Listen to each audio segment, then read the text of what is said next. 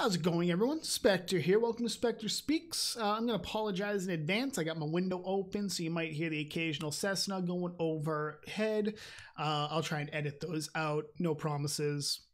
Somebody's working over there as well, so you might hear the occasional dull whine of an electric drill or something. And I'm also sucking on a cough drop because ragweed is apparently a thing, and I'm allergic to ragweed, I guess? Question mark? But we're talking about CSGO Lotto today because on Tuesday, 7th September, the Federal Trade Commission, an American government agency whose sole purpose is pretty much to protect consumers from shitty business practices, released a press statement saying that they have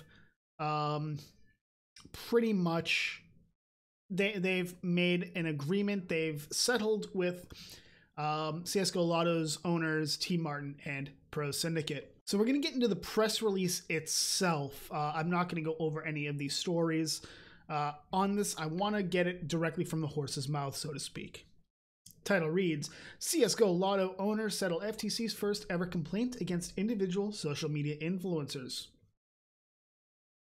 Trevor T. Martin and Thomas Syndicate Castle, two social media influencers who are widely followed in the online gaming community, have settled Federal Trade Commission charges that they deceptively endorsed the online gambling service CSGO Lotto while failing to disclose they jointly owned the company.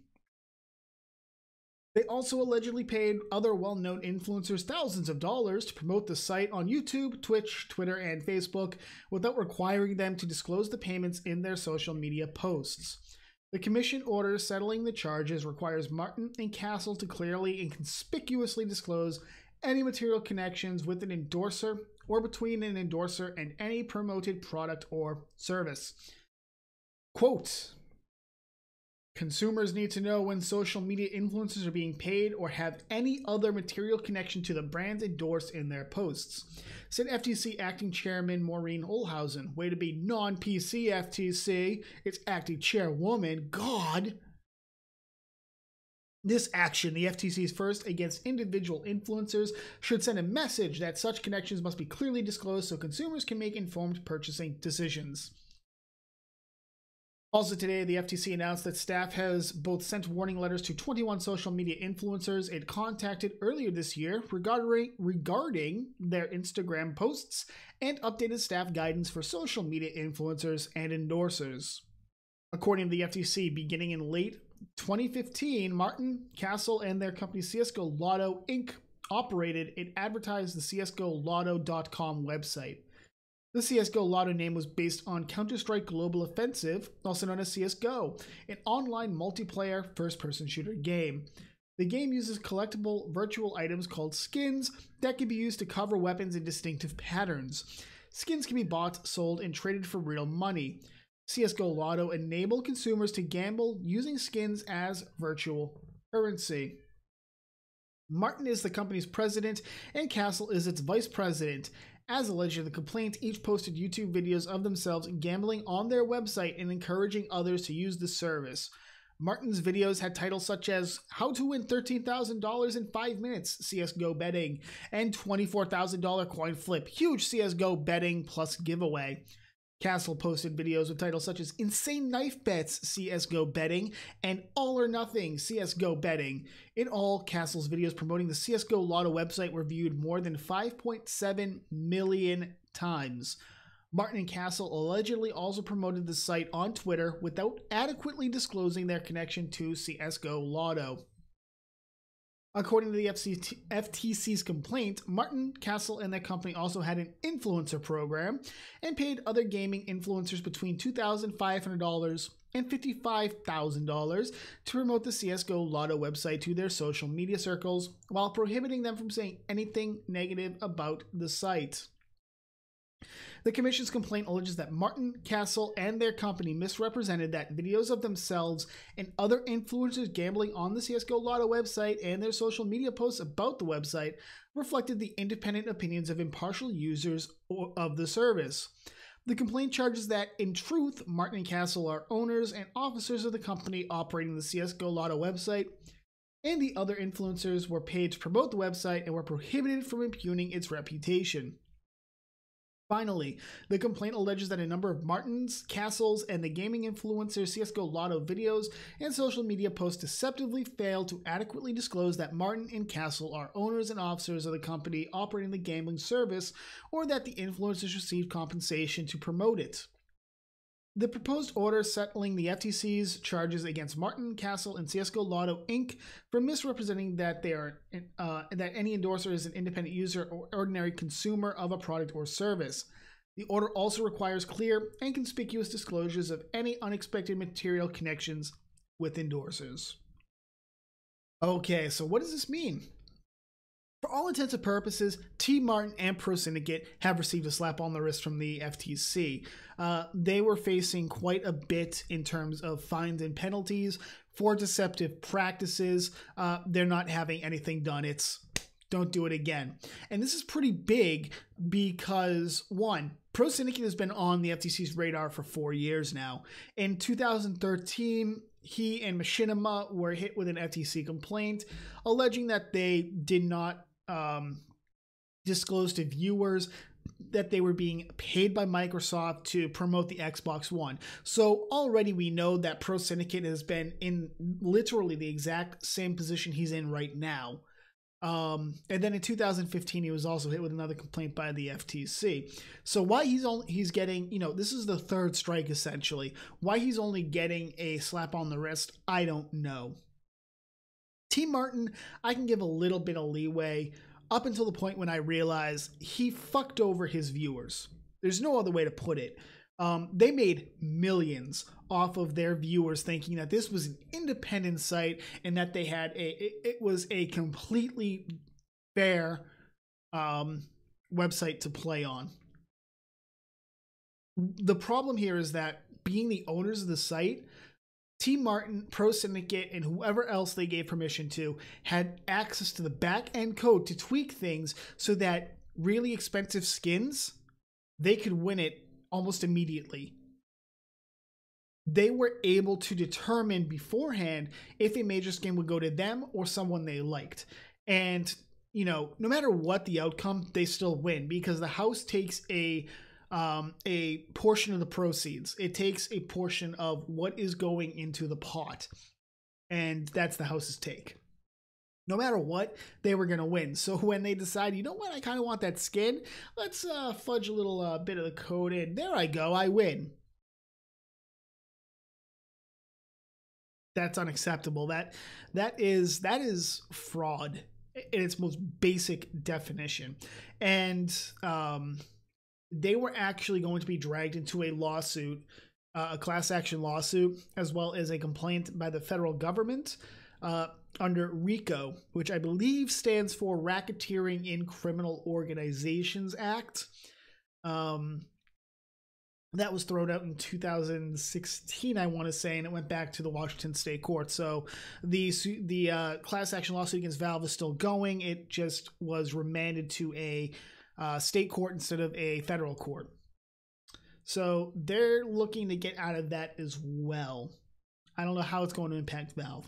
But back to what I was saying. So when they were doing all these reaction videos, we don't know if it was actually legit. I don't think it was. They could have beforehand decided, you know what, we're going to go into the background and we're going to take care of this or whatnot. And hey, I win. This reaction video is going to be great because I won. They got underage kids to gamble. That's a big thing. There are laws on the books to prevent underage gambling. So for them to decide, you know what?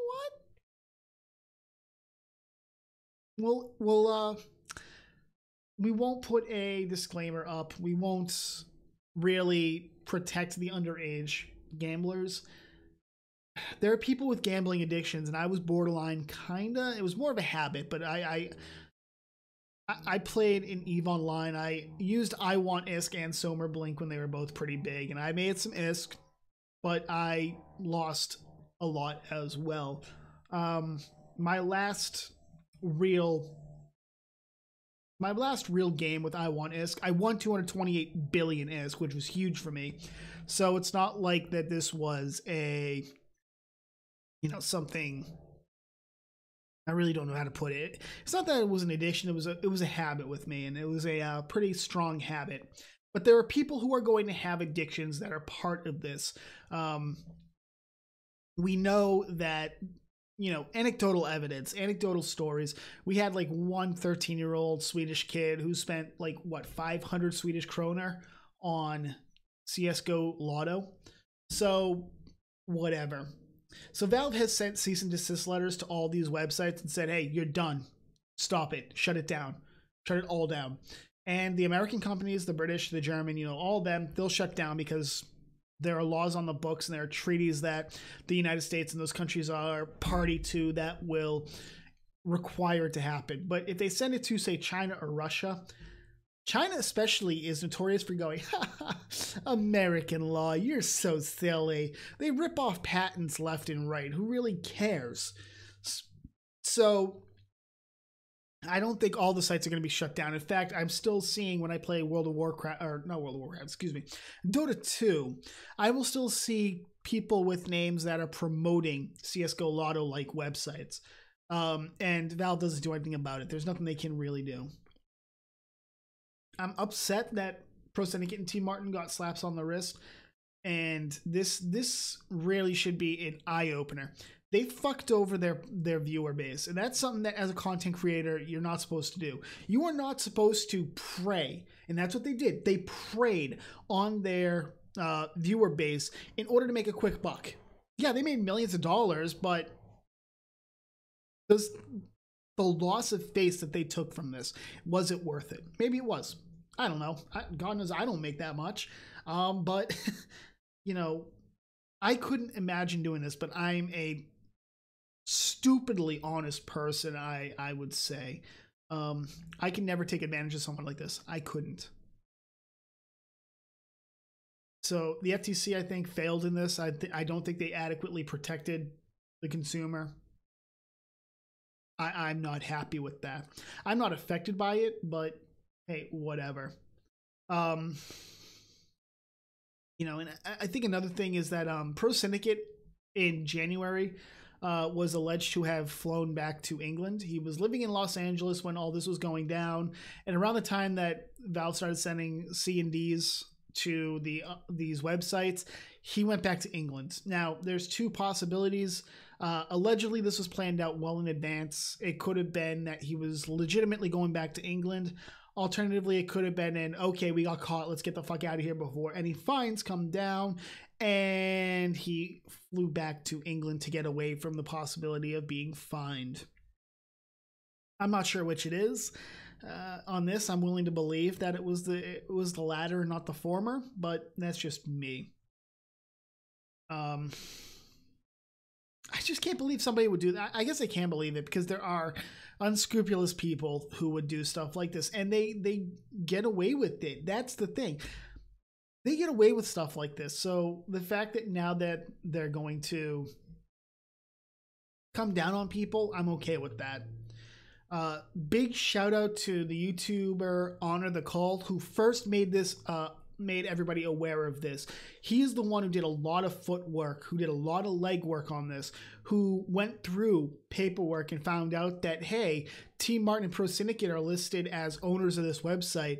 He showed that there was absolutely no disclaimer saying we own this website on any of their videos. It got so big that it was retweeted and it was rebroadcast by John Bain, also known as Total Biscuit, the Cynical Brit, Leonard French, an attorney who specializes in copyright law, and Sid Alpha. And he was so focused on this almost became like his version of Sid Alpha's Alex Mauer debacle, where he's focusing so much on one thing. But if it wasn't for him, I don't think this would have come out, and this would still be going on for a bit. So big props to him. It was actually kind of funny because one of T. Martin's response videos was like a vlog, and he's crying and going, how do you sleep at night knowing that you're ruining the lives of other people? And I think, you know, Under the Call was like, I sleep like a baby. I mean, you're a scumbag. Why would I care? So big props to him. But I'm going to leave it there. What do you think? Leave your comments below. Do you think they got off too easy like I think they did? Do you think that the FTC is going to come down harder? Do you think Valve is going to file a lawsuit for the loss of face in this? Do you think Pro Syndicate's going to come back to the US? Do you think they're going to do something like this in the future and hope they don't get caught? And if so, do you think the FTC will get involved? Who knows? That being said, I'm going to turn this over to you. I'm Spectre, and I'm out.